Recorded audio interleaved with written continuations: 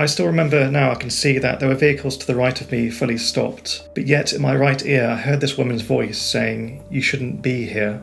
And then I came to. I was laid on the other side of the road. My legs were in a terrible state. I was severely injured. At some point, I woke up.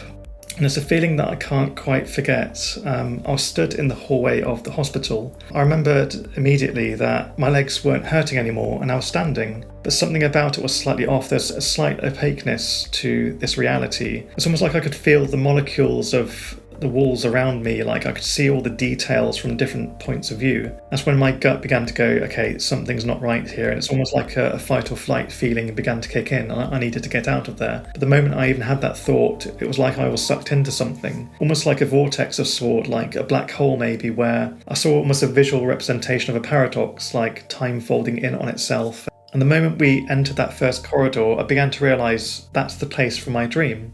And as we began this journey, I knew that boy was going to be there on the right, and sure enough, there he was. So it seemed to be like there was this intermediary room between like the processing of people that have passed and obviously the long-term storage. Welcome to SoulPod, where science meets mysticism and your inner wisdom leads the way. Welcome back, light beings, to another episode of Soul Podcast. I have a really extraordinary guest today that I'm excited to get into very deep conversation with. Our guest died as a child, met something on the other side, and came back with a question that he's been answering ever since. What if the extraordinary is just ordinary that we haven't caught up to yet? Stan Mace, the author of Paranormality, Normalizing the Paranormal, and the host of the Paranormal Perspectives podcast. Welcome, Stan. So excited to have you here today. Thank you so much for having me. Yes, I have so many questions about your NDE, near-death experience. And I find that these explorations of near-death experiences for me early on in my journey were so valuable because it's one of the first. It's almost like a framework that can orient you, possibly for the first time, to the potential that we have an experience outside of the body. And the gift that these NDE experiencers like yourself bring to the collective seems to be like a pulling back of the veil to give us some type of orientation to what might happen after death. And I believe that every NDE is unique depending on that person's constitution. There are some commonalities that you hear about, like the light, and they all seem to have some component, mine included, of expanded consciousness and connection, and sometimes entities or avatars or beings of some sort, whether you call that God or something else. And so I'm really excited to hear more about your experience. And maybe you can start with taking us back in time. I know this was a long time ago, and I know that sometimes going back to these traumatic experiences can be challenging on your nervous system. So, of course, share what you are able to, no pressure at all. But I would love for you to take us back to when you were a kid and when this all started to happen in your experience in the hospital, especially. Yeah, my story is quite an unusual one in terms of near-death experiences because of the many people that I've spoken to who've had these experiences, they often meet their deities or loved ones. My one in particular, it's taken me many decades really to comprehend, to even attempt to quantify what really happened. And still today, it's an ongoing mystery, but I have learned a lot from maybe facing those memories and trying to draw some sort of positive conclusion for what's happened, really. So just to kind of warn you before I go into this, like every other experiencer out there, we relive our experiences. So as we tell you our story, we're walking ourselves through those memories and seeing, hearing, and smelling those things all again.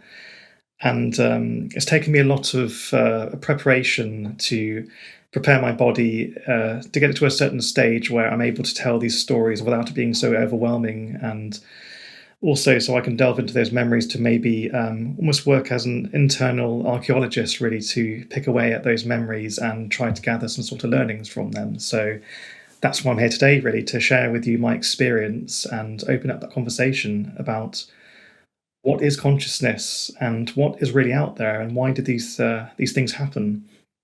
So yeah, as you can gather from my accent, I'm from Oxford, and that's where my story starts. So I was about 5 years old at the time, and in Oxford City, on the way to visit my grandmother, or my nonna, as in my Sardinian family would call her. So I was with my mum, just ready to cross the road. So it was a red light for vehicles to stop. It was a green light for pedestrians to start crossing. So I remember just being in front of my mum, holding her hand, just beginning to start that crossing. And I still remember now, I can see that there were vehicles to the right of me fully stopped. But yet in my right ear, I heard this woman's voice saying, "You shouldn't be here." And the moment I heard that voice, everything went completely black. I remember being in a void, like it's almost like an infinite blackness, basically. There was nothing to sense or smell or see, just nothing. And didn't even think for a moment what on earth may have happened. And then I came to. I was laid on the other side of the road. My legs were in a terrible state. To spare you the details, I was severely, severely injured. A ring of people were stood around me.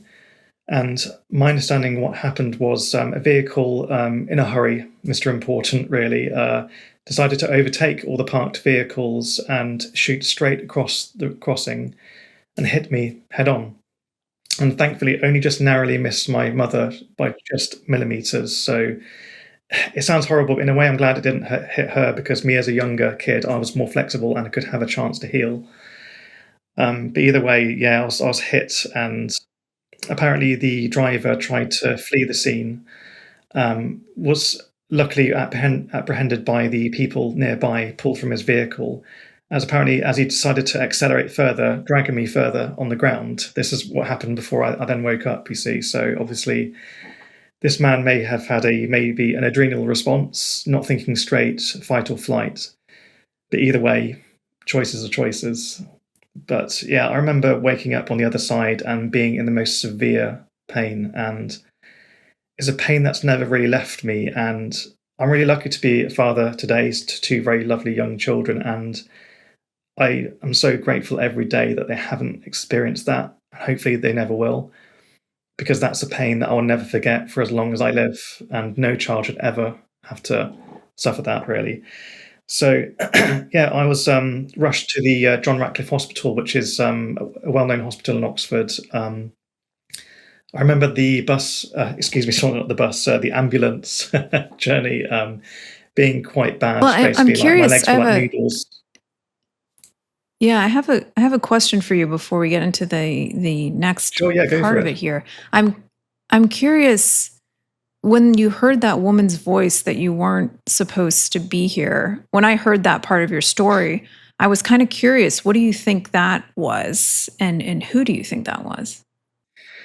Yeah, it's a good question. I've tried to explain it for many years. I don't know who the woman's voice was, or maybe I interpreted it as a woman's voice. It could have just been a voice. But either way, there is a layer before this event happened, which I'll tell you very shortly. Apparently, speaking to my mum years later, there was part of the story that she hadn't told me. A good friend of ours, we were friends with this Muslim family for many years, really, really close with them. And the mum of the family was best friends with my mum. And she had this way about her, these strange knowings. And it's unusual for the Muslim faith for someone to be like that. So she was very kind of hush-hush about what she could do. But basically, a few days before the event, not knowing what would happen, she said to my mum, "I had a strange dream a few nights ago. I saw a man stood at the side of a road. It was a man that was cloaked in black, and it was almost like a shadow, basically. And this man was wearing very old clothing. He was wearing a flat cap. I don't know what you guys would call it in America, though, but you know those flap, floppy hats anyway. But anyway, Yeah, she said, yeah. "Yeah, I saw a man standing at the side of the road," and she described the road. And the strange thing is, the description that she gave matched my grandfather. The name that I take is Stanislav. That's my middle name. Stanislav is his name. I do kind of wonder, Oh, wow. because I she get saw chills that on days in that. advance. Yeah, I know. I'm getting that right now, actually. Yeah, thank you, Grandad. I do wonder, with him watching potentially in that dream, and him maybe being seen by a friend of our family, was he there to oversee the event? Was it meant to happen? Was he trying to stop it happen? Was he working in collaboration with something, a female entity maybe? I don't know. Or could it just simply be coincidence, pure coincidence? But either way, that lady, bless her, she felt so bad. A few days after, she messaged my mum and said, I'm so sorry. Like, I feel like if I told you this sooner, could I have changed what would have happened? Oh, And yeah. it's not her fault. It's not her fault, bless her. Right. But either way, I do feel like, despite my years and years of suffering, it was meant to happen, because it gave me what I have today, and it affected me in many ways, which I'll detail later. But yeah, it's an open question. I have no idea. I have theories, which I've presented to you now. Anybody watching this video is welcome to share their interpretations. But either way, I heard the voice. I can't forget it, and I can't explain it. And it seemed to align with that exact moment when I was hit by that vehicle. Fascinating. Yeah, so would you like me to tell the rest of the story? Yeah. I find that there's so much in that story with your mom and the family friend, and then the voice, that it really points to whether or not we can say exactly what it was, that there's this connective experience even before your NDE. And I know for me, in my experience, it was similar. There was things that happened before it that seemed to, I had premonitions really of it in meditation. And so it's interesting to me. And I agree with you. My interpretation, even though I don't wish what I went through on anybody, of course, but I can't deny either that I don't know if I would be who I am today without it. And so it's an interesting relationship that you build with these traumatic experiences that are really the kind of pressure that creates this gift, these elevated experiences that you can use in really powerful ways. So I'm excited to get to that part of your story too, of what came out of all this. But yeah, can you take us to the hospital and what happened next? Yeah, of course. I feel like I need to say our scars shape our final form. I do feel like our scars do make us who we are. And sometimes you need to wear your I scars agree. proudly and loudly, really, and own them, because they're part of your journey, they're part of your evolution. So, yeah, so shortly after, I was in an ambulance, being rushed to the John Ratcliffe Hospital, and I remember being in immense pain, and my legs were doing things that I couldn't really couldn't understand. They were like jelly, basically, like most of the way. With the best way to describe it, it was such a weird journey. But yeah, so I was rushed to the John Ratcliffe and into the emergency ward, where I went through a number of emergency operations to stem the body's damage and just try and stabilize it, basically. I'm not sure which operation I went through, but at some point I woke up. And it's a feeling that I can't quite forget. I was stood in the hallway of the hospital, and I remembered immediately that my legs weren't hurting anymore, and I was standing. And I was trying to figure out in this moment, did what just happened before, was that real? Was the accident real? And is it real now? Or am I dreaming? But I began to look around this hallway, and everything looked real. There was a level of solidity to it, but something was slightly off. Like, it's almost like everything was made of solid light. It was physical matter, but something about it was slightly off. There's a slight opaqueness to this reality. And I immediately realized also that I was very aware of my surroundings, in terms of, like, it's almost like I could feel the molecules of the walls around me. Like, I could see all the details from different points of view. It was really, really strange. So, as I was only a kid, the first thing I thought of is mum. I need to find my mum. So I began to walk down this corridor. I remember looking into this room on the right of me, where I saw this little boy. and he had casts on, and I think he was reading a comic at the time. And I remember waving to him, trying to get his attention, and he didn't react. I was really confused. I waved at him again and I shouted, and he couldn't hear me or see me. And I thought that was really strange. So I began to walk further down this corridor. I saw a little girl in this room on the left, again, tried to get her attention, and she just didn't respond. I then saw a doctor walk by and immediately ran out into the hallway to get his attention. Nothing. It was really, really odd, because I was in this liminal space, like something I could feel it wasn't right. Yeah. Was this 360-degree vision, or were you perceiving the experience from like a normal human through your eyes type of perception? Yeah, I was used to seeing linearly, basically just one point of view. But there was an aspect behind that where I was just beginning to feel like I could see everything, if that makes sense. Like I was seeing it from different points of view. It was like a really eerie feeling. And as you can imagine, as a kid, I couldn't explain that. I didn't have words back then to, obviously I do now. But yeah, I just walked. All I could do was walk. There was no other choice. So I walked down the corridor, past different rooms, and I saw different storage rooms in the hospital. And I must have walked down some stairs and down other corridors. I just kept walking and walking and feeling more and more that I was invisible. That was until I found this room at the end of this corridor. And there were some strange blinking lights around it, like, I don't know if it's like a security area or there's something like stopping you. Yeah, I found I could walk further through that. And this open doorway kind of yawned at me, basically. It was like almost inviting me in, and it had glass panels either side of it, despite it being indoors. And I remember in my child's mind, I thought it was ultimately a wall full of washing machines. I saw like lots of holes in this wall with these doors, metal doors, and various different medicinal bits and pieces like doctor's coats and such. But there was something in there that felt off, like I was encountering something large in this room, but nothing was there. And I've tried in many different interviews to describe this feeling of like a paradox, really. So I was aware of there being something vast and quite imposing, but yet visually I couldn't see anything. That's when my gut began to go, okay, something's not right here. And it's almost like a fight or flight feeling began to kick in. I needed to get out of there. But the moment I even had that thought, it was like I was sucked into something. And to me, it kind of looked like almost like a vortex of sort, like a black hole maybe, where I saw almost a visual representation of a paradox, like time folding in on itself. And it was impossible to escape from, really. Like I was sucked into something. And I felt like, I don't know whether it was a deliberate interaction, maybe accidental, but I do feel like it was deliberate, knowing that the kind of being that it was.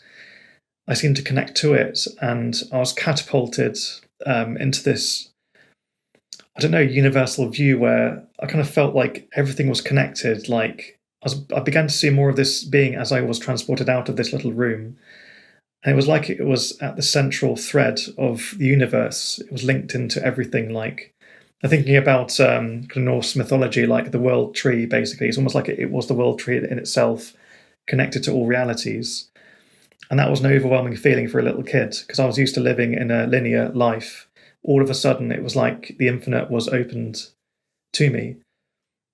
And I began to feel this fear building up, basically, like just more and more. And it was more the fact that I didn't understand what was going on. I began to see things like kind of like a VHS video kind of speeding up and speeding up. I was zoomed all over the place to the point where everything in my vision was almost distorting, where I was passing by these humongous, beautiful planets. I could see people, like, I say people, like they're like beings maybe. I could see cities that I can't explain. I don't know whether they were on Earth or a different time or different places in our universe. It went by so quickly, I couldn't even begin to just even sit for a single moment on one of those. It was like I could see everything. And it got faster and faster. And I've described it many times before being like I was an overloaded socket. I was receiving so much energy that I felt like I was going to burn up, basically. It was too fast and too much for me to take in. So yeah, the journey kind of continued, and I remembered at one point trying to just slow down for just a moment, and I kind of did temporarily, where I slowed down to the point where I found myself flying through the air. And I began to recognise the scene I was in, because I could see just in the distance the dreaming spires of Oxford. I thought, okay, I'm beginning to recognise this. This looks like home. And as I was flying, I could see this train yard just below me. And I didn't recognise that. That seemed new to me. And I was watching this path below me kind of pass by, and I was watching like the cracks in the concrete and the detail of like the chain link fence. It's the little things. For some reason, I was really obsessed about the tiny little details.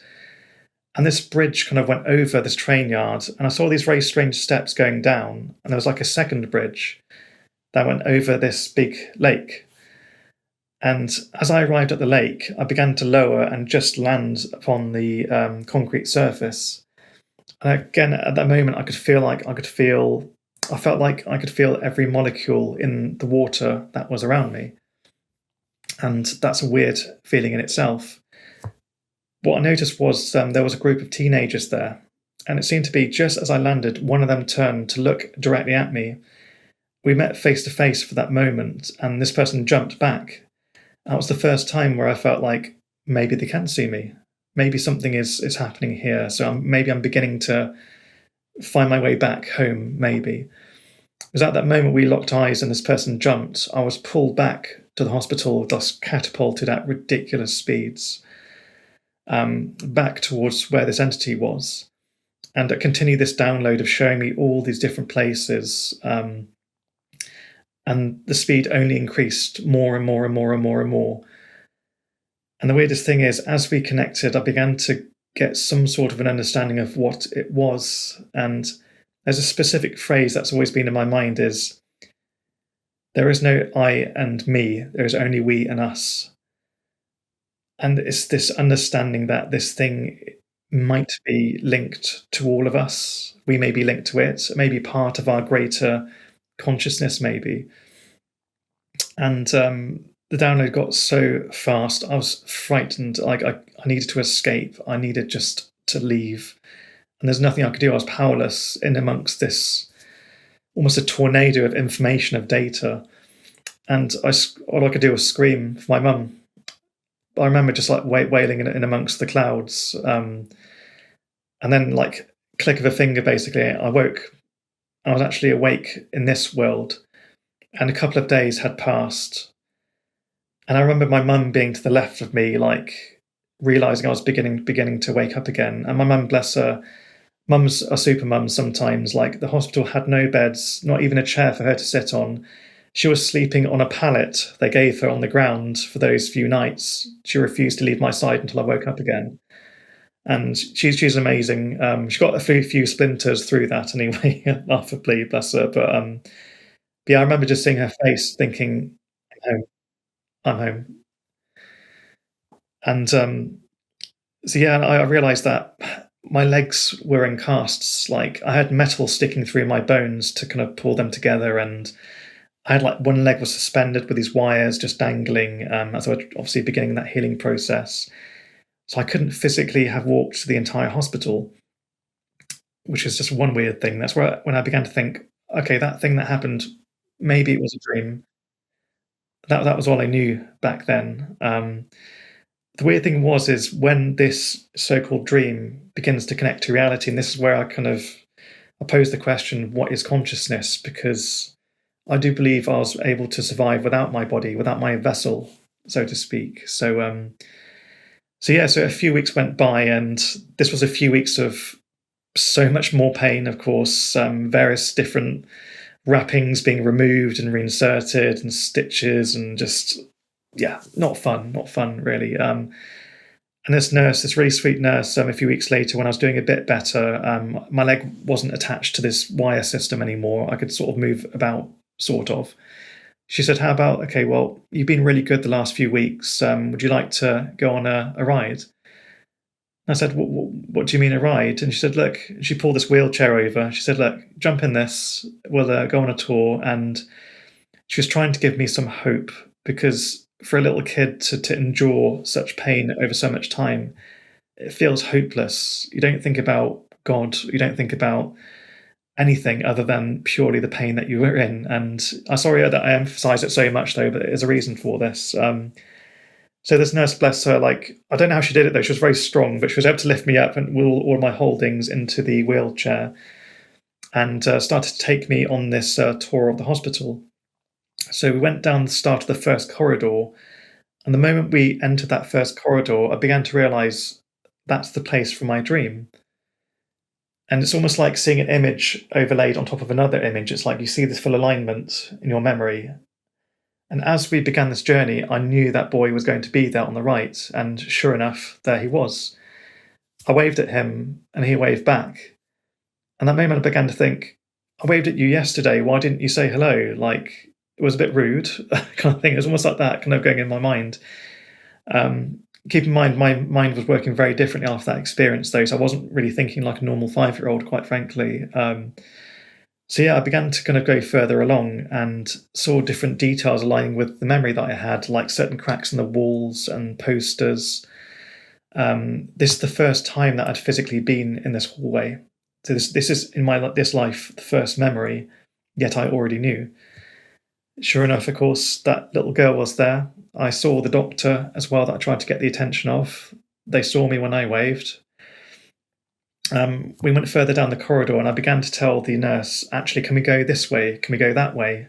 So she just followed my directions. We went down an elevator to go down another level and another elevator. And I do remember her getting a bit maybe flustered or a bit confused, thinking, well, we're going a bit too far away now from the pediatric ward. You know, what are you doing? What are you playing at? But at the same time, I could tell she was just trying to kind of placate to me, just trying to keep me happy so I could just be out of that bed for as long as possible. And the weirdest thing was, we eventually went to a level where I could see down the end of this corridor was this security section. We couldn't go any further because that was the entrance to a secure unit where obviously they deal with dead bodies, basically. So as I looked through this doorway, I could actually just about see the room that I entered and met this so-called being. And the washing machines that I saw in that room weren't washing machines, they were morgue doors. So it seemed to be like there was this intermediary room between like the processing of people that have passed and obviously the long-term storage. As a kid at the age of 5 then, obviously I didn't know that was a morgue. I didn't know what a morgue was. This is why later as an adult I had to go through and research the hospital, what the rooms were. But yeah, I saw in that reality at that moment then, either way, not knowing what it was, I knew that thing was there. I knew it aligned with my dream. And that's where like I experienced my first almost grappling with what psychologists call ontological shock. And ontological shock, for anyone that doesn't know, is ultimately a phrase to describe the unbinding of your known reality. It's like the world that has been presented to you has certain rules and parameters.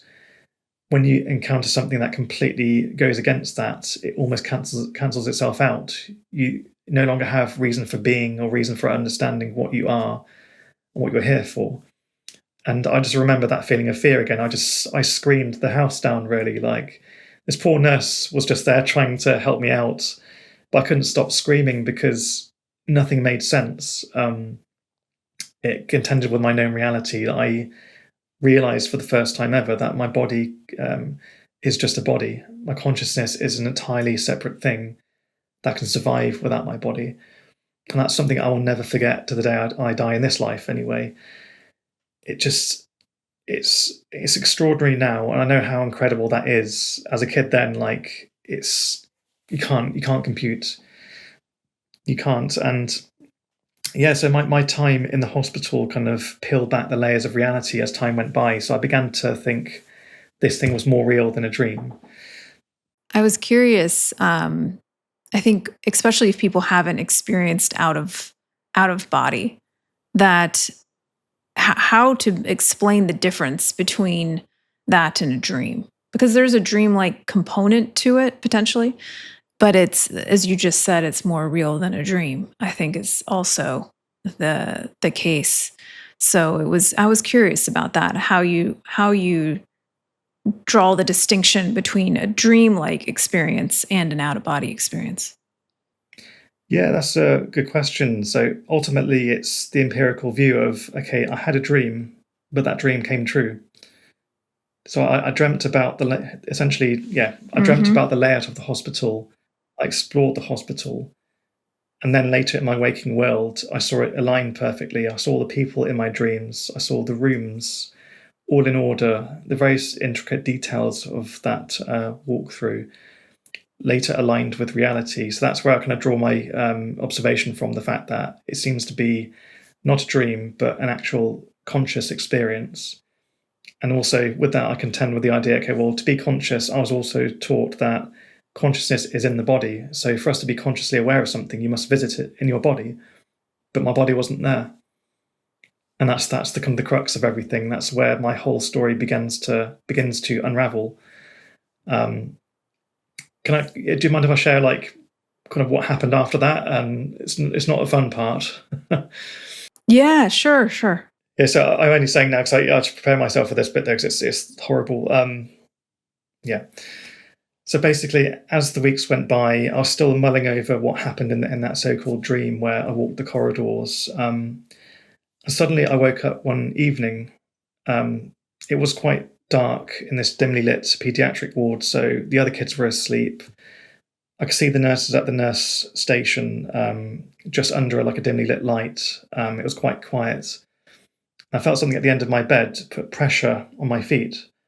So I immediately looked down to think maybe something had dropped.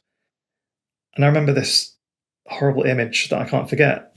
I saw the top of something like a top of a head just at the end of the bed where there's like a protective bar, and you'll see like some doctor's notes on this little board, and there was like a little head just behind it. And I could immediately see the texture of this, like almost like it was burnt wood. It didn't feel or look right. It slowly rose up over the bars. And as it rose, I began to see it had a face. And the thing that drew me the most were its piercing eyes. It had two very white eyes coming out of the darkness, looking at me direct, without blinking, without breaking, and these two long, spindly fingers curving over the edge of the protective bar of the bed. And I couldn't scream. I was in like panic mode, like, get me out of here. I need to move. I need to move. I need to move. And I couldn't scream. My voice wouldn't come out. I kept looking, like moving my eyes to look at the nurses, and they weren't responding to anything. But my head was locked in position, and I couldn't move at that point, and it just looked at me directly and would not break contact for that time. It was like it was observing me. I don't know what it was thinking, but it seemed to pay a fascination in me. My understanding of this so far, I mean, I initially assumed it was the entity that I met in the morgue earlier on, but it seems to me that it is a separate entity, and it seemed to pay a fascination in my suffering. And the moment it finally broke free of me, I just fainted, basically. I just collapsed because like I was just in like loadout mode, basically. My brain was shutting down. And it seemed to be like when I just dropped, basically, it seemed to kind of disappear, basically. Because when I woke up shortly after, it seemed to have left. So it seemed to kind of draw attention from my conscious state, almost like it knew my suffering and it was enjoying it in some way or form. And it's an image that I'll never forget. And if you don't mind, I actually did draw it a while ago. This is exactly as I saw it, doing the best that I can for my drawings. And it's something like an eye. It's a stare that I can never forget, basically. I've always wondered what this entity was, what it meant. And so, like I say, I've had some conclusions ever since. What since has happened is when I eventually left the hospital, starting my new life, it was in our house for many years. I'd see it at night times in the corner of my room. So it seemed to follow me back from this adventure, really.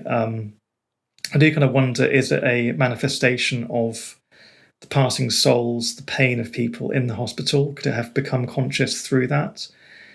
Was it something that saw me on the other side and just simply followed me Mm-hmm. through the exit, so to speak? Or is it a messenger from the being that I saw beyond? I don't know. I do know it is mischievous, that's for sure, and it is horrifying, as you can see from the picture. Mm-hmm. And that as a kid, being haunted by it for many years isn't fun. So basically, just to kind of conclude the end of this first part of my story, where essentially this dream aligned with reality once again. So I left hospital eventually, thankfully, and just tried to start a normal life as a normal kid, back at school, just trying to be with my friends and just do the kind of things that you should be doing at that age.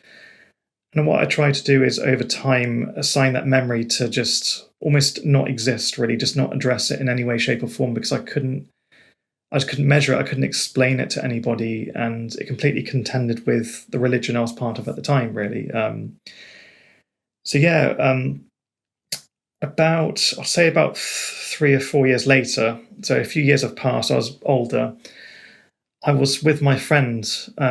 I was actually heading into the centre of Oxford to go swimming.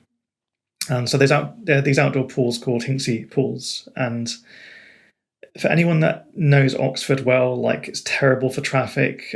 So usually his mum would drive us in, but it was so bad that day. She said, how about actually, I dropped you on the outskirts of the city, and there's a walkway where you can walk into the centre of Oxford using this walkway called the Devil's Backbone, which is very apt for this kind of story. So yeah, we thought we'd give it a try and see how we got on, really. So yeah, we started this walk, and you start at this beautiful village, actually, before you enter the Devil's Backbone.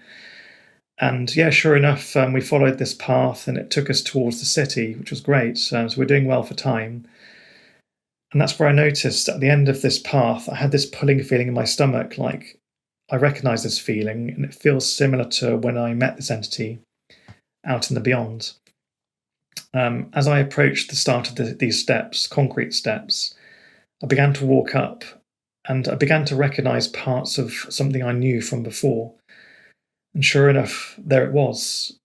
The train yard was there. And I remember, oh, this is the place I saw when I was flying, but this is the first time I've been here. This is the first time I've been through Oxford this way. And I began to kind of feel more uneasy, really, like something wasn't quite right. But I followed my friend anyway, just kept going.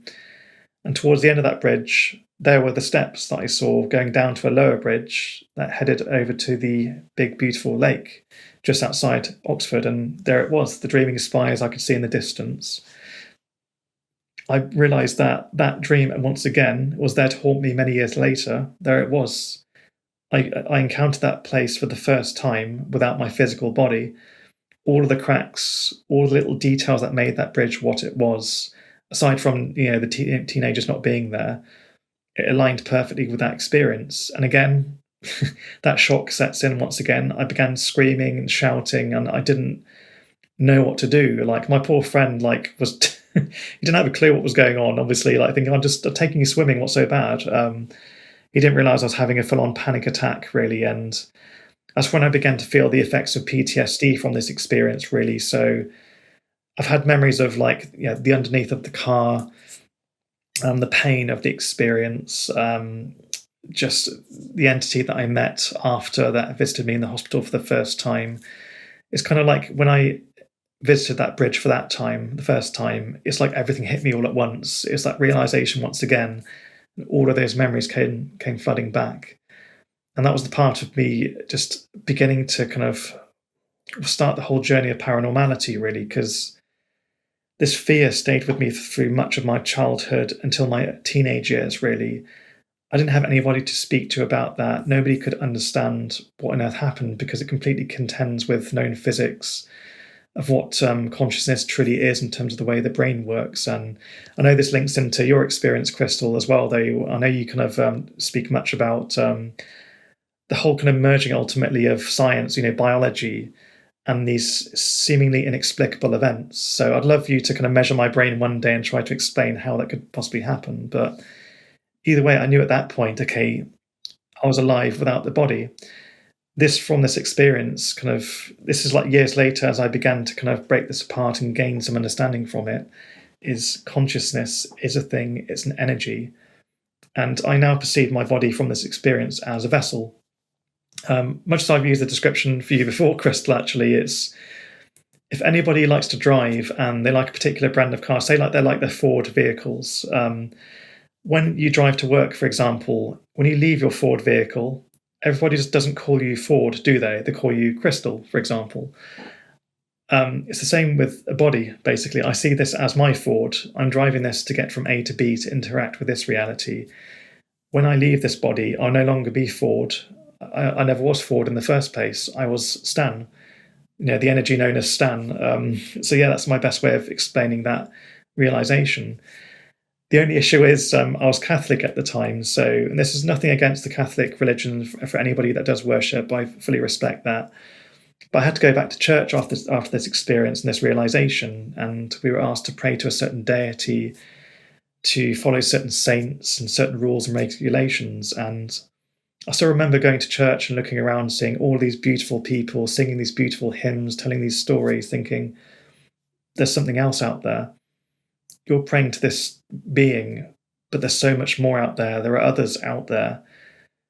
And this thing that you told me, what I meant to be, it isn't true. And it took a while for me to kind of come to that conclusion and simply accept, okay, I no longer want to be part of that church for that reason. I then started that journey of paranormality, really, just understanding that story and trying to kind of face what happened. Try to kind of normalize the conversation about the paranormal. And when you do that, you overcome the fear and the stigma of talking about the paranormal. And you then open yourself to the new boundaries, to the new parameters, to essentially jump over the fence, so to speak, and explore the universe that's beyond, really. So, when I left, I did my research. I spoke to other experiencers. I read numerous books about philosophy. I'm not an expert, I don't know everything. I've only began the great conversation, really. I even studied other religions as well to understand their perspectives. I studied atheism as well. I know atheism isn't a religion, obviously, but I studied the concept of it and spoke to others who are like that as well to understand why they feel that way. I completely get it. I kind of almost spent some time, I say almost, I did spend my time really as an atheist as well when I tried to hide away this experience before this realization. So I get where people are coming from when they are of that mindset. But me as an experiencer, I'm kind of sat maybe one step away from what is considered a believer and a non-believer, because ultimately believers or non-believers / skeptics, they still sit within the same belief category, at least in my opinion anyway. So maybe they have more similarities than you think, really, because they're making a conclusion based upon the lack of empirical evidence.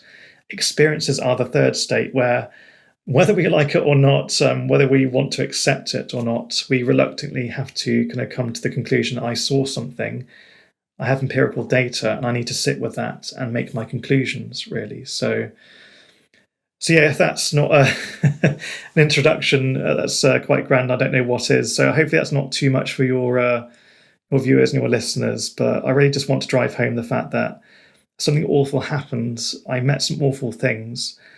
But as I hopefully will later tell you as well, there were some positives that came out of this experience. It's such, we could be here for hours, I think, getting into your experience. And it really, to me, seems very obviously intense and also balanced. I think there was clearly some very powerful things that happened to you through that. And I'm curious, I have so many questions, but one of them is, when you were experiencing and you went out, it seems like to me, out into space, out into expansion, out past planets, moving at a really rapid speed. So to me, that lines up with some of my experiences of expanding way past this space and time. And then I'm curious, you mentioned at one point when you were coming, I think, back into your body, and you said you were downloading information. And I'm sure for the 5-year-old analytical mind, because you're moving between these experiences of the human biological mind, trying to make sense of all of this experience. And then you can call it the higher mind, this kind of awareness that is aware, that may be able to integrate a lot more information than your child mind at the time. But I'm curious, since you've been integrating since then, do you have any more clarity or insight or curiosity even about the information that you received when you were in that state, in that intensity of download that you mentioned? Yeah, I mean, again, I pull back to my comment about the archaeologist, the internal archaeologist, the intronaut. That's a great word, intronaut. I love that word. So I love it. Yeah. Basically, when I was almost force-fed this information, I compare it to like a compressed file. You talk about computer and technology, like you zip a file, don't you? So it goes from being, say, 300 gigabytes to maybe about 20 gigabytes, for example. When it was shoved into me, and I still question the why. Why was I chosen to be shown that? And that will hopefully be concluded later in my life, maybe. But yeah, with that intense download, I didn't have the capacity at such a young age to be able to unzip and decompress that file. So what I've been slowly doing is reapproaching those memories, and as my vocabulary has increased over the years and my intellect has increased over the years as I've gotten older, I'm being able to reapproach those memories and better explain what really happened. For example, like when I described the washing machines in that room, and that was my description as a kid at the age of 5, what I recognized.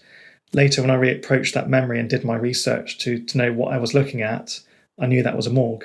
So this is what I've been doing. So yeah, I mean, I in terms of learnings from that experience, there was the we, and there is no me and I, there is only we and us. That was one thing that I kind of came to be aware of. I love earlier that. on. Yeah. Beautiful. It's a very strong phrase, isn't it? Yeah, it's so direct. But I think despite it being so old and ageless, it seemed to know me very well, and I felt like I knew it. And I do question from this learning, like, what is this thing? What was this thing?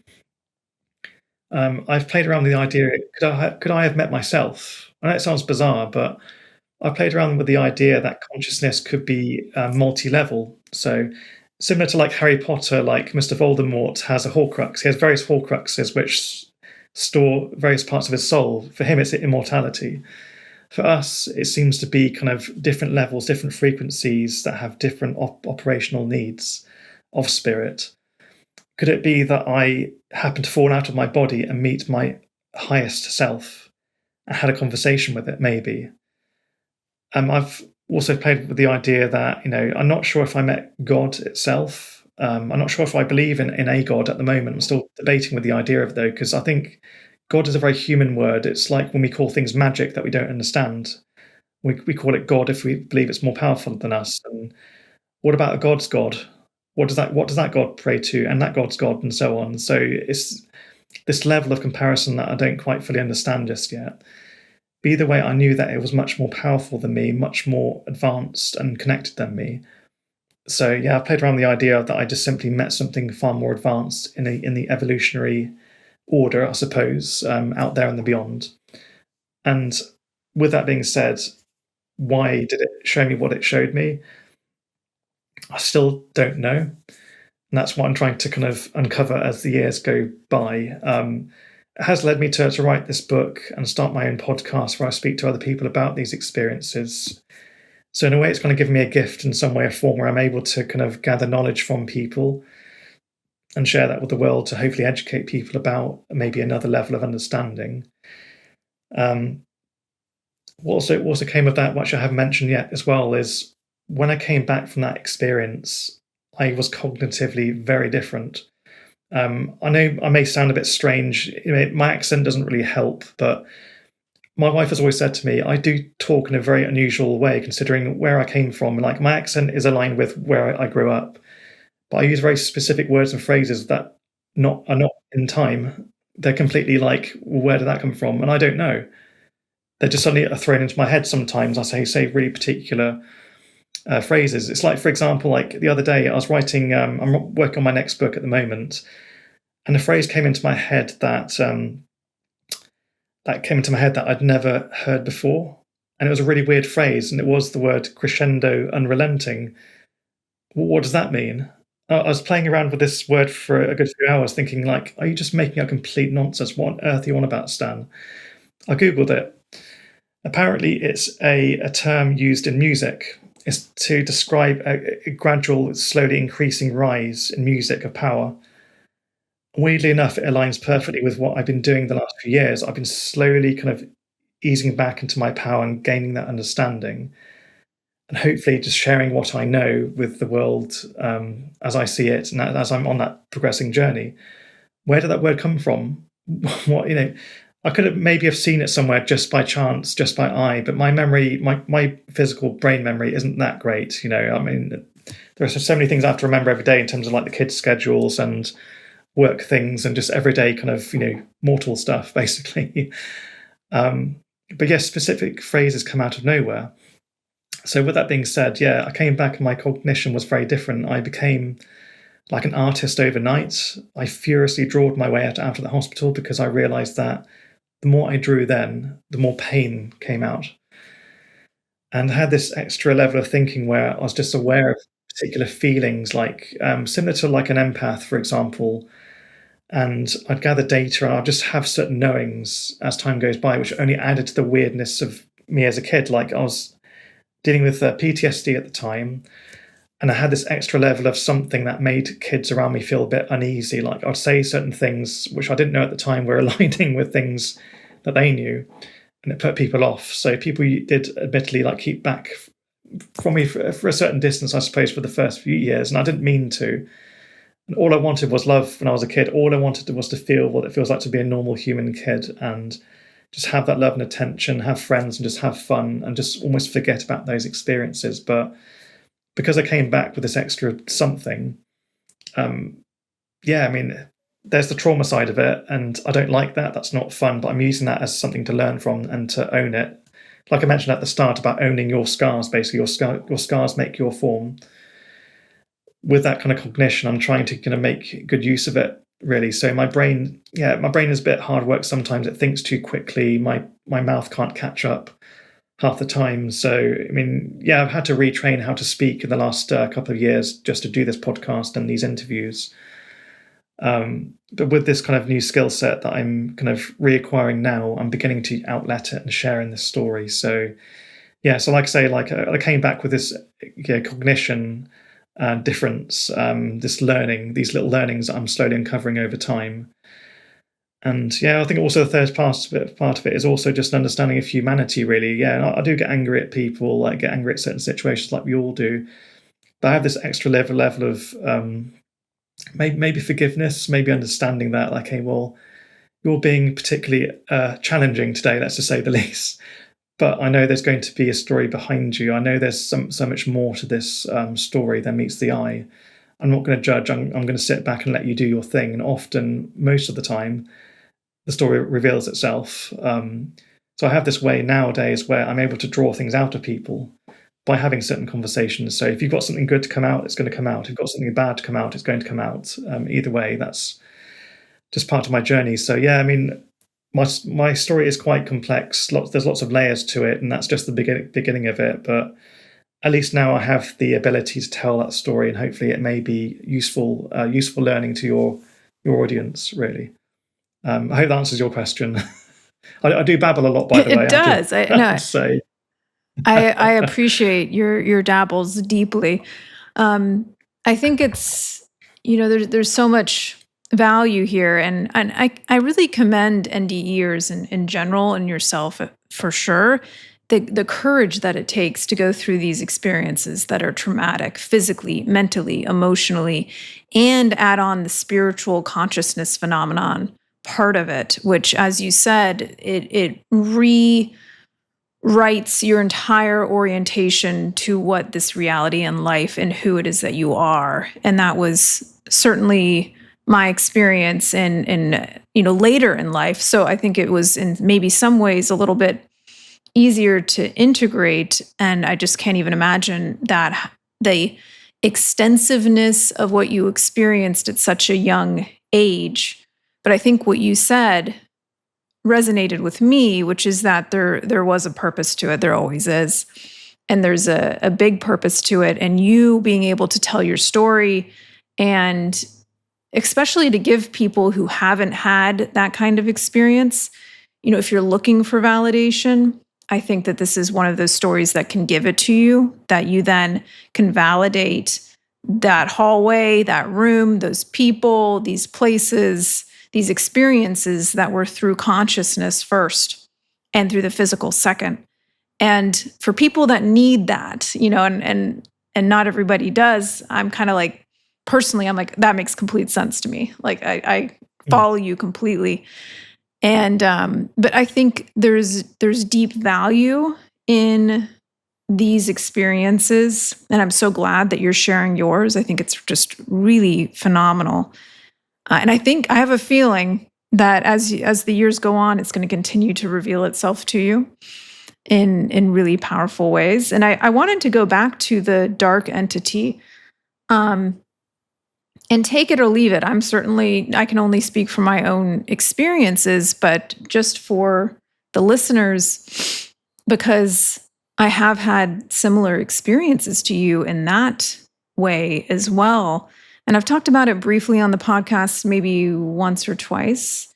But when I was, I've been meditation is really my kind of foundational experience for a lot of my consciousness exploration.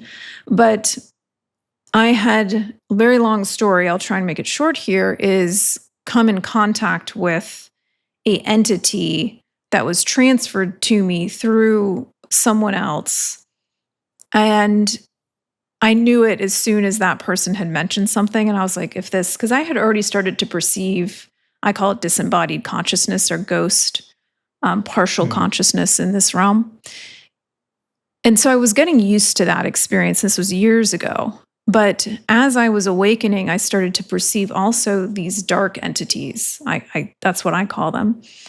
And it was similar. It was at the end of my bed, and I just happened to have a light on beside me. And so it wasn't even a dark room. It was nighttime, but it was at the end of my bed. I don't like to describe it because I don't like to give it energy.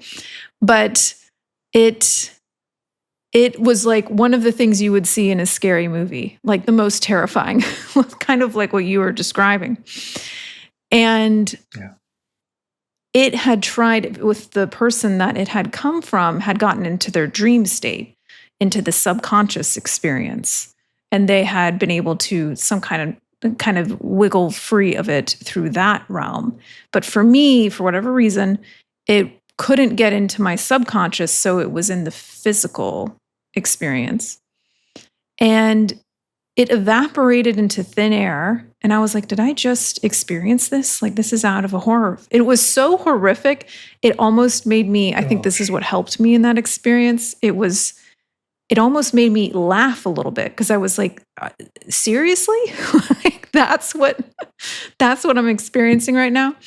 And I think it got pretty angry, and my bed started shaking. And I'm just sitting in bed, fully awake, shaking. Nothing else in the room is shaking. I had a lamp beside me that's super unstable. So if it was an earthquake, it would be, going all over the place. And it was normal. And I start talking to it. And I'm like, I see you. I understand you're here. This is not the place for you. And I wish you with love and light to move on. And the bed started shaking more in response. I was like, oh man.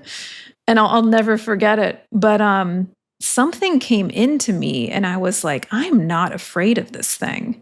It's not, my intuition was that it was this amalgamation of negative energy of some sort. It wasn't highly intelligent, because I don't think negative entities can be, but it had some intelligence for sure. And there was something that came into me, and I lit a white candle, and I was like, this is not the space for you. And I was just like really convicted internally, and like a burst of light kind of came from me. and then I felt it leave and went on its way. So that I share that just because, and I don't know if it was a similar thing for you at all, but I like to share that because my experience with the dark entities is that their purpose may be for you to realize your power, because when you do, they can't mess with you, or they can't really touch you in any way. So it's really an exploration of fear. And they may feed off of suffering. And it's interesting that that was what you were picking up on. But I just like to share that for people if you're starting to experience that kind of realm, that it can be very daunting and scary. But you're more powerful than they are. No, that's a good point. So I feel like I want to give you a hug from over here, because I know exactly what it feels like to feel powerless when something is trying to kind of take over, really. But what you did there from your description, I mean, it sounds very similar to what I encountered, but you took ownership over that by making those statements. You said you lit the candle after. You began to kind of step back and remind yourself, hang on a second, I own this. This is me. And you are something. If you only derive power from sadness and fear, that's all you have. I derive power from everywhere and everything. And that's when you begin to remind it, I'm of this world and I am alive in the here and now. And that's when they begin to realize, actually, this thing knows my little secret. It knows my weakness, and it's my the chink in my armor, so to speak. And that's how I kind of eventually fought this thing off, really, is basically that. Like, thankfully, because of a friend of mine getting involved, she helped to kind of get rid of this thing. But yeah, I realized that as time has gone by now, I go on ghost investigations. I went to Oxford County Court a few weeks ago, and that was an amazing experience because they'd opened it up for the first time. And yes, it's a beautiful building, actually. I've always walked past it since I was a kid and always wanted to look inside this building. And of course, the only way you can go inside a court is, of course, be arrested, though. But I don't want to do that, funnily enough. But anyway, the place had closed down a few years ago, and they'd opened it up to the public for the first time to do a first investigation. And luckily, I was one of those people that got to do that, and it was awesome. But I remember being downstairs, and there's like an underground crypt and like these passageways that pass between the cells and the courthouse. Pitch black, long corridor. I stood in there thinking, why don't I feel scared? This is really unusual because I'm scared of heights. I'm scared of various different things. But this moment, I didn't feel scared because I almost felt like I faced, one of the worst things out there, really. I know there are some, pretty worse than that, though. But either way, for me, it was a very big thing. I felt like because I faced that thing, like nothing else seems as scary. So I was there in that tunnel thinking, I actually feel pretty comfortable. I know what this tunnel is. I'm setting my intent, and it's almost because I set my intent and I don't have that fear that I feel safe. It's almost like an extra level of protection. So yeah, there could be something down there that could be malicious, wanting to cause harm, but it didn't. Maybe it did see me, but it had no effect on me. That's what I mean. Like, yes, this experience was horrible. I do wish I had a childhood, really. Like, my childhood was pretty raw and pretty grueling. There were elements of it that were positive, but it was a long road back to normality and understanding something that nobody else in the world believes, because they tell you it's impossible, yet you're experiencing it every day. Actually, if you don't mind, I want to share with you like a nice positive thing from that, though. That like one of my few good memories of this time when I did return. So basically, I was back at primary school. So in the UK, we have primary school, secondary school, college, and university, and so on. So primary is like the one you do after nursery, after preschool. So I was in primary school, and it was about, I think, a year after I'd returned back and was starting, just normal school. I had these weird knowings early on. I remember that I used to go out into this field to play with my friends at break time, and we'd just be out there playing in the grass, getting covered in green stains, just doing the kind of thing that little kids do, basically. And there would be a moment where I would often walk away from my friends just to lie in the grass and look at the sky. And I'd do it almost every lunchtime. I'd go away for about 10 to 15 minutes, roughly. And I just used to lie down. I didn't question why I had this urge to do that. My friends didn't ask, what I was doing either. They just left me to do what I did. I used to lie down in the grass and look up at the sky. The weirdest thing was, like, when I looked up at the sky, the intensity of the blue increased to such a degree it was almost piercing my eyes. Like, I couldn't quite look. But yeah, I was almost forced to look. I kind of wanted to look at the same time, and I saw this ring open up in the sky. What I could see was through this ring, this opening, I'd see these people stood. It's like they were conversing something, they were discussing, and they kind of looked like doctors from a distance, but they were giant, absolutely massive in comparison to where I was laid. And they'd actually turn to look at me, and they'd talk to me directly. In these trances, I would have no memory after what I said to them, what they said to me. But I remember, I have so many memories of, like, I can see the image of me looking up, I can see them looking back at me and talking, but I have no knowledge of the words, conscious knowledge anyway. But all I know is after those experiences, I'd come back walking away feeling really, really good about myself. Like, I call them the sky doctors, basically, in my book. It was like after the physical doctors in the hospital finished repairing this vessel, this body, and they did a great job, by the way. I commend any doctor. It was like the spirit doctors were there, the sky doctors were there to look after me as I transitioned maybe back into this normal life. Like, when you return back to your body after a near-death experience, it's like trying to put an old sock back on. It doesn't quite fit properly the first time. So I feel like, in a way, they're there to maybe just shuffle you just enough so you sit in this life better again. So yeah, after I'd have these conversations with the sky doctors, like, my PTSD massively reduced for a few days after. I stopped having kind of night terrors for a few nights. I'd sleep peacefully. And then, yeah, a few days after that, it would ramp up again. And then I'd have another visit from the sky doctors. So my friends never questioned why I used to walk away. I'd pretty much just walk back after these experiences, just playing with them again, just like nothing happened. I didn't even have the need to question what it was. I just understood and accepted it. And I don't think, without the sky doctors and the physical doctors, I wouldn't be in the good state I am now, thankfully. But yeah, these visits with the sky doctors would last like about a couple of years after from that point. So I was like back at school for a year. And at that age, I was about 6. And so, yeah, maybe between the ages of 6, maybe 6.5 to 8.5, I'd have these visits regularly at the school. And I don't know, it's just such a beautiful memory that I will never forget. And again, I don't know what they were. That's my description of them. They seem to be like doctors, but they were advanced somethings.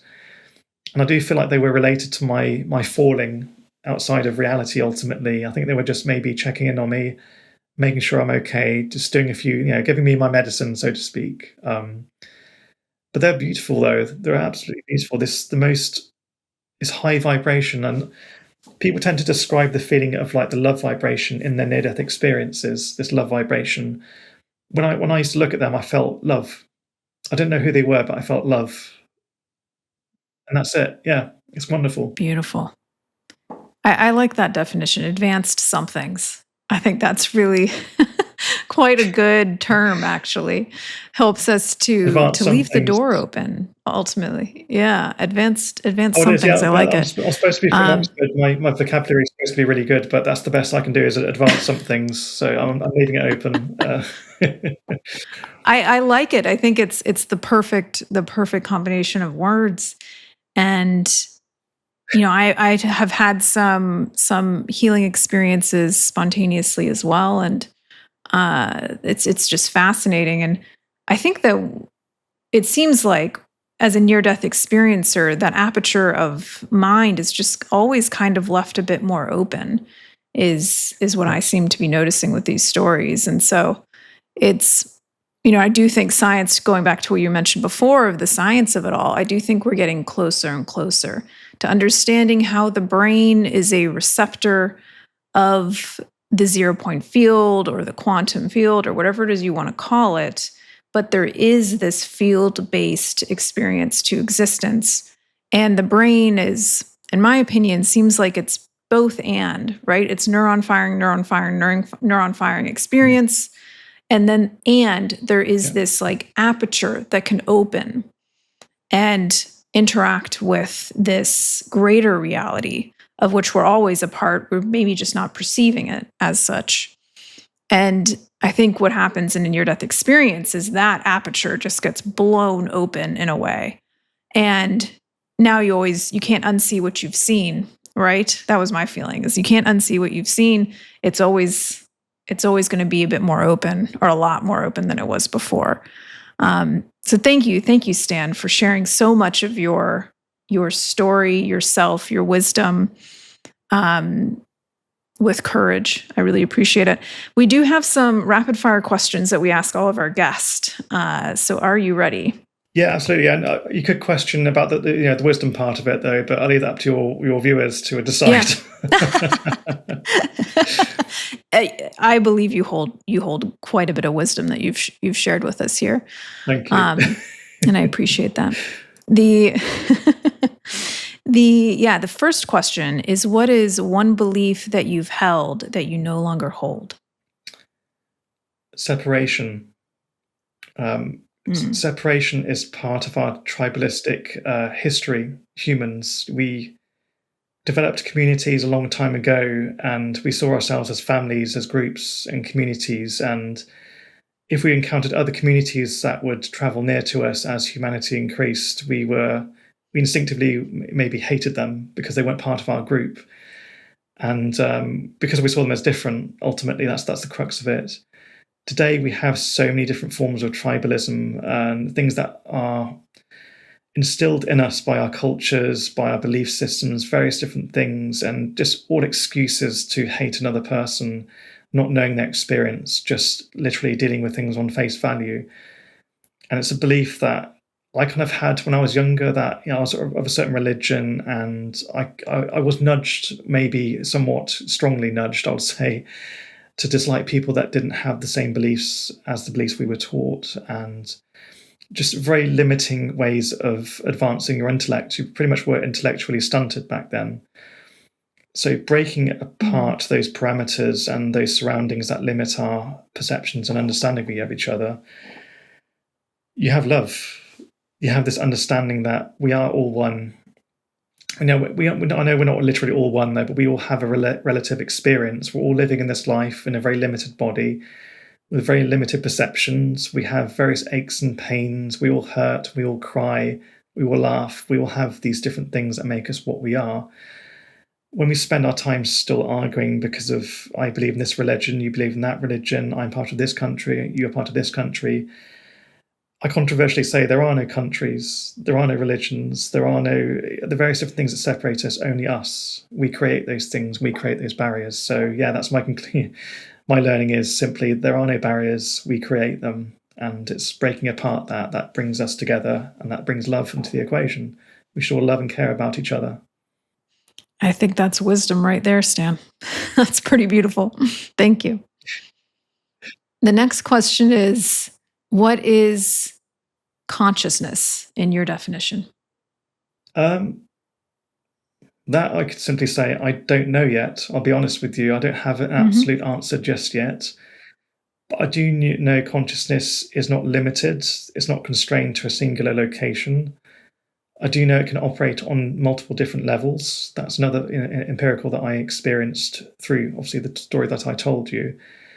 As to what it is at its core, I don't know absolutely just yet. But either way, it seems to allow us to be aware of our surroundings. And that's not just simply this universe. It's all that goes beyond this, behind the veil. And it is special. And I do think it is something vast and all throughout the universe, really. So when I say special, I do realize that obviously there are lots of other specials out there. So you could question, okay, does that no longer make it special because there are so many different forms of consciousness out there? But no, that's another belief based on our current belief system that things are finite and limited. And consciousness, despite there being many different forms of it out there, all of it's special, all of it's unique. It's a different lens in which to view the universe, I suppose. Yeah. I'll go with that one. So it makes me sound relatively intelligent. So essentially consciousness in my, not absolute, but my progressing way of thinking so far is consciousness is a lens in which to view the universe. Beautiful. And what is source, God, or oneness to you? Us. Simply put, we we are taught in our belief systems to put all of our faith and belief, all of our energy into external deities. Some of them may be really cool, like Zeus or the Avengers, or anything, any kind of creatures or stories you can make out of anything. We even kind of, like I say, worship through Marvel characters or the films that we watch. We put our, almost our power into these things that are ultimately created. We really need to look inside, because the power, I do believe, is within us. Once you begin to look inside, you begin to realize that you have the power all along. I spent much of my early years of my life feeling completely powerless to entities that were beyond my understanding then, to feeling like I wasn't loved, basically, by the people that were supposed to support me. Powerless to just the whims of life, really, like how life felt so dark and so evil. And with that kind of belief, all of those bad things kept happening with me. It was only until I began to look inside and realize actually I had the power all along, I began to slowly rise up. And yeah, I'm still on that journey. I haven't quite reached my pinnacle just yet, so there's a long way to go still.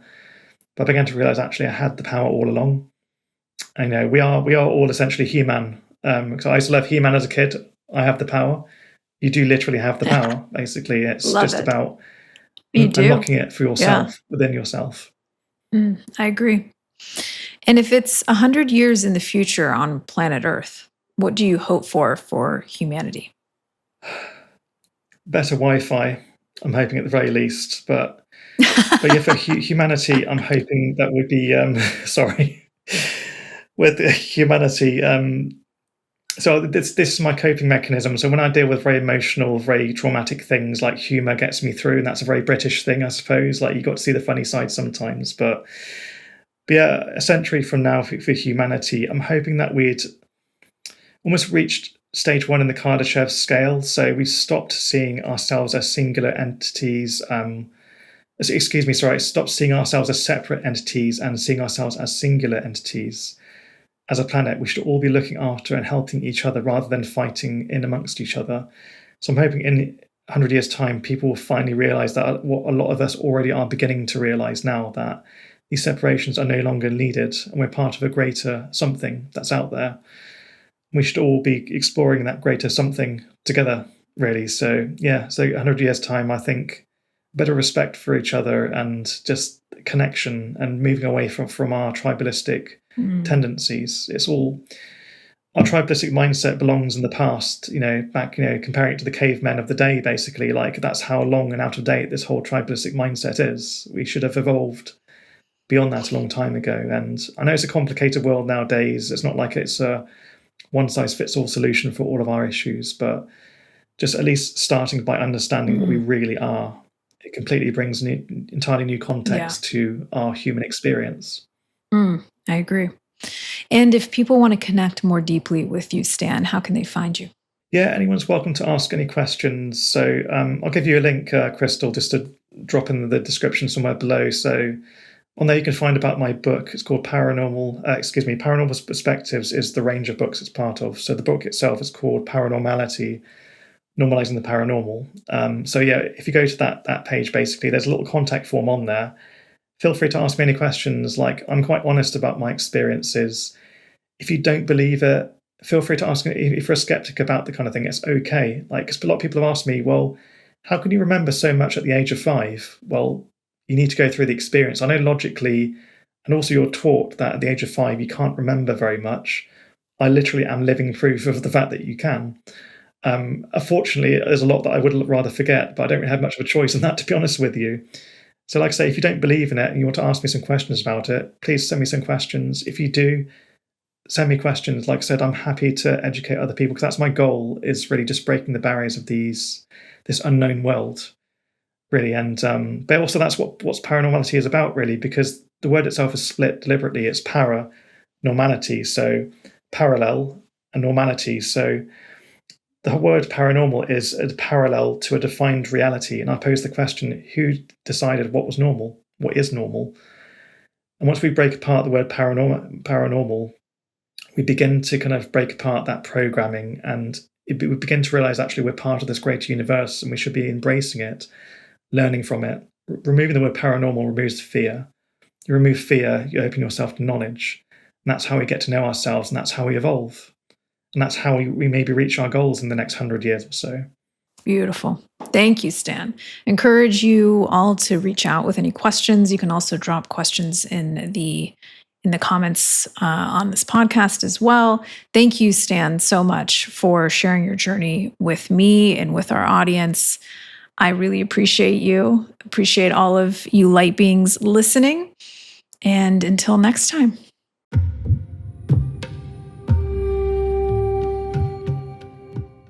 Thank you for journeying with us today, light being. We hope you enjoyed the episode. And before you go, we want to invite you to explore the SoulPod app, where you can immerse yourself in daily lessons, guided meditations, and breath work to develop a soul-nourishing daily ritual and tune back into your own inner guidance system. You can download SoulPod in the App Store or directly from the show notes to start your free trial today and awaken the ancient wisdom within you.